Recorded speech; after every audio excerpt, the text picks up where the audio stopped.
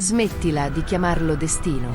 Quella gabbia invisibile in cui ti muovi ogni giorno, quel senso di soffocamento mentre corri dietro a scadenze e doveri che non ti appartengono, ha un nome preciso: frequenza di schiavitù.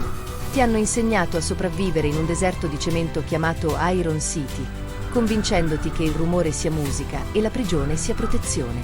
Ma io e Hildegarda siamo qui per dirti che il tuo trono è vuoto e aspetta solo che tu lo reclami. The Garden non è un libro da leggere prima di dormire, è un'arma. È il manuale operativo per smontare i programmi mentali che ti tengono incatenato al suolo. Attraverso la radionica mentale ti insegniamo a pulire il tuo testimone, a schermare la tua energia e a sintonizzare la tua antenna interiore sulla frequenza del dominio.